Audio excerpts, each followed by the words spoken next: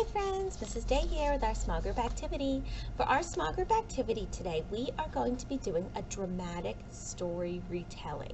You have heard the story, The Three Little Pigs, a few times by now. So our activity today is to retell the story. To help us retell the story, we have some paper characters that we can use. So go into your supply bags and find your characters. You'll see you have your pigs, and your big bad wolf. And if you keep turning the page, you will even notice you have pictures of their houses. Get out all of your character pages from your supply bag. You can start by coloring them and cutting them out. Once you have them all colored and cut out, we can use these to retell our story.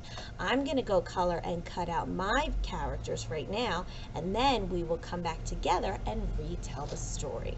All right, friends, see you in just a minute. All right, kiddos, now that I have our characters colored, I cut them out. Now you will notice each of the pigs has two different pictures. That's because our characters change throughout the story. You can cut them out separate, or you can leave them together like me. I left them together and I folded them down the middle, and now it's simple for me to look and see our pig, and then I flip it over and I can see how he changed. So here's our pig. He's the same pig that built his house out of straw. Now let's look at this piggy. Here's a pig, and when I flip it over, he's the one that built his house out of sticks. So this shows me how our characters change throughout the story. It's the same with the houses. Here's the house, and on the back side, here's how it changes. So to keep it a little bit easier and more organized for your child, you can simply cut them out together and fold one behind the other. If already you cut them out into two separate pieces, you can always glue them or tape them together. That way the props and the characters will stay together with their set. All right, my buddies, now we are going to start telling our story, and then I'm going to let you finish it all by yourself. So we don't need our houses right now, and we don't need our wolf right now. We have just our pigs. So let's start with what the pigs look like at the beginning of our story. Here we go.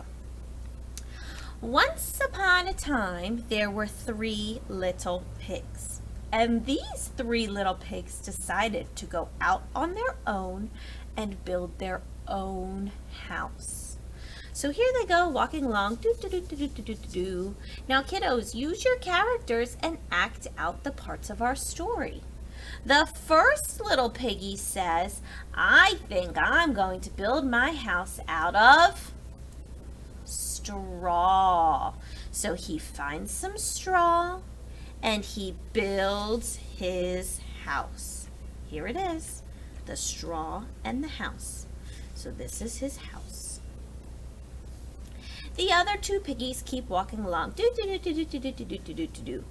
And the next little piggy says, I'm going to build my house out of sticks. So he builds his house out of sticks. Here we go. A little piggy and his house. The third little piggy keeps walking along, do, do, do, do, do, do, do, do, do, and he decides to build his house out of bricks. So here's his brick house. He works very, very hard and he makes a brick house. So now we have all three piggies in their house. But here comes the big bad wolf. Da, da, da, da. And the big bad wolf goes over to the straw house, and the big bad wolf says, knock, knock, knock. The piggy says, oh piggy, let me come in. Do you remember what Piggy says? Not by the hair on my chinny chin chin. Okay, here's how the wolf changes. Then I'll huff and I'll puff and I'll blow your house in. So the wolf huffs and he puffs and he blows the straw house. Now let's look and see how the straw house changes. Oh no. Okay, let's keep on reading. Next, our big bad wolf goes to the stick house, and he says, knock, knock, knock. Little pig, let me come in. And what does little pig answer? Not by the hair on my chinny chin chin. All right, friends, now this is where I'm going to stop telling the story, and I want you to continue telling the rest of the story. Tell what happens to the stick house and what happens to the brick house. Alrighty, my buddies? Now that you have all of your pieces cut out and finished, after you tell the story one time, you can go find a family member and tell them the story. Maybe you'd like to tell your story to a mom or a dad, or maybe a brother or a sister.